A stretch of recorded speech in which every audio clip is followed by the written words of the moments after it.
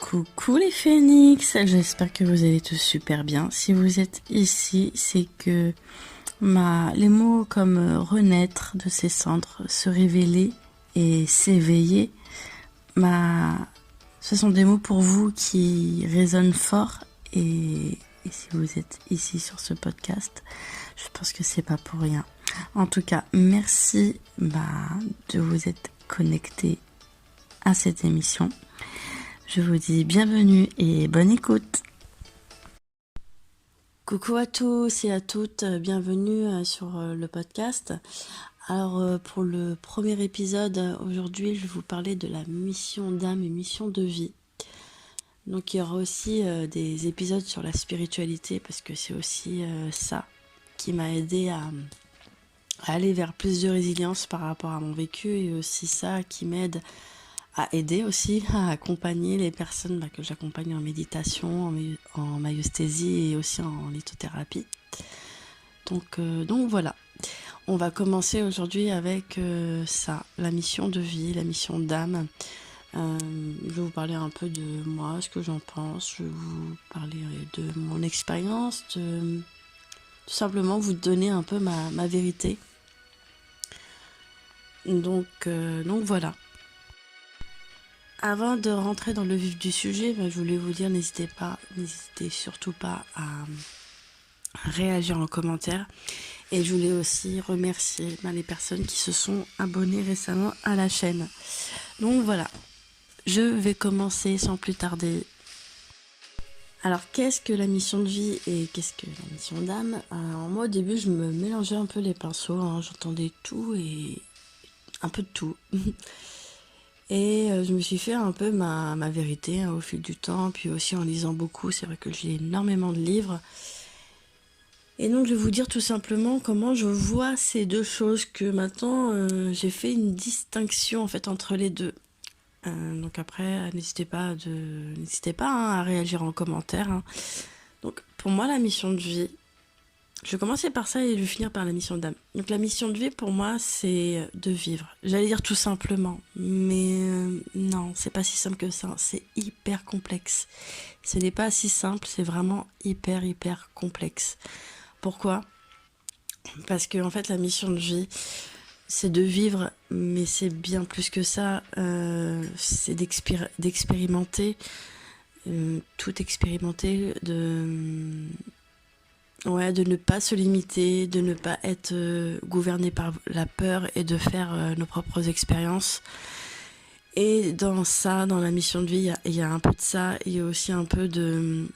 C'est un mélange un peu de tout en fait. Un peu de tout. Entre guillemets on va dire.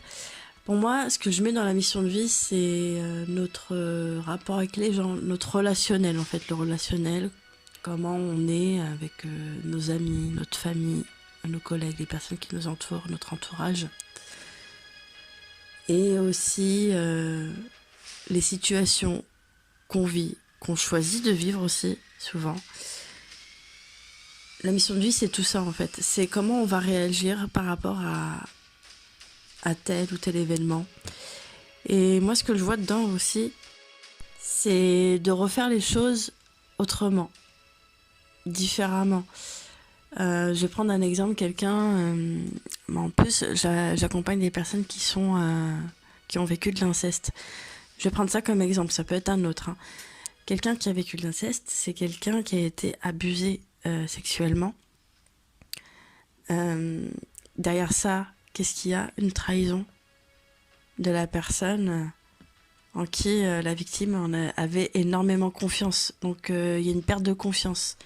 Donc quelqu'un qui a vécu de l'inceste, sa mission de vie, ça sera de réapprendre à faire confiance. Donc voilà, j'ai donné ça comme exemple, mais quelqu'un, par exemple, dans son enfance, à qui on a toujours dit arrête de faire le fou, arrête de faire la folle, arrête de te montrer, arrête de faire ça, arrête. On l'a brimé en fait. Donc cette personne, elle a grandi après comme ça, à ne plus rien dire, à être effacée, timide, à avoir peur de s'exprimer, parce qu'elle dit si elle s'exprime, on va encore se moquer d'elle, ou on va encore lui dire que c'est une tarée, elle est folle, ou bref. Et en fait, cette personne-là, sa mission de vie, ça sera de réapprendre à s'exprimer, à se faire confiance dans son expression, dans son affirmation d'elle-même, en fait. Donc voilà, j'ai donné 2 exemples vraiment très différents. Mais ça peut être plein d'autres choses, hein. Vous qui m'écoutez, essayez de faire des ponts sur votre vécu et de voir ce que vous pourriez faire à l'endroit. Pour moi, dans la mission de vie, c'est vraiment d'aller de l'autre côté du miroir et de refaire les choses à l'endroit et de mettre les choses à leur place. Voilà, de mettre les choses à leur place. Donc c'est pas si simple que ça, parce que ça demande un vrai challenge, hein, c'est de se dépasser, de mettre un peu de côté l'ego qui a été blessé. Donc derrière ça, il y a aussi les blessures de l'ego, les 5 blessures qu'on connaît. Donc il y a tout ça à aller démonter, en fait, à aller transmuter pour outrepasser en fait tous ces challenges pour enfin refaire les choses à votre façon. Voilà. Je vais passer maintenant à la mission d'âme. Donc pour moi, la mission d'âme, c'est ma façon de voir les choses. Après, chacun voit différemment, mais moi, c'est vraiment comme ça que je le vois. C'est ma vérité. N'hésitez pas, encore une fois, je vous dis, à réagir. J'adore vous lire et réagir avec vous en commentaire. Mais pour moi, dans la mission d'âme, ce que je vois, c'est plus du domaine professionnel. Moi, je sais, il y a quelques années, il y a 10 ans à peu près, 11 ans, j'étais dans la vente, le tourisme. C'était ma mission d'âme du moment, il y a quelques années. Là, à l'heure actuelle, je suis professeure de méditation et je suis praticienne en lithothérapie et myostésie. Et encore bien d'autres choses, hein. C'est aussi mes missions d'âme. Pour moi, la mission d'âme, c'est pas quelque chose qui est définitif, en fait. Parce que souvent, lors de mes accompagnements, il y en a beaucoup qui me disent ça y est, j'ai trouvé ma mission d'âme, ça y est, c'est bon, c'est fini. Enfin, c'est fini dans le sens où elle se disait, il y avait cette croyance derrière de c'est éternel, ça bougera pas. Mais en fait, votre mission d'âme, même vous qui m'écoutez, si vous êtes par exemple, je sais pas, ça vient, éboueur ou éboueuse, peu importe, vous faites ce métier, c'est votre mission d'âme. Et vous êtes là, chacun en fait dans sa mission d'âme a un rôle. Là, par exemple, dans ce métier-là, votre rôle, c'est vraiment d'assainir la planète, la Terre, pour que tous on puisse vivre dans un milieu propre. Donc voilà, pour dire que chaque personne qui vit sa mission d'âme, qui la vit, donne en fait et au service du monde, tout simplement. Épisode terminé.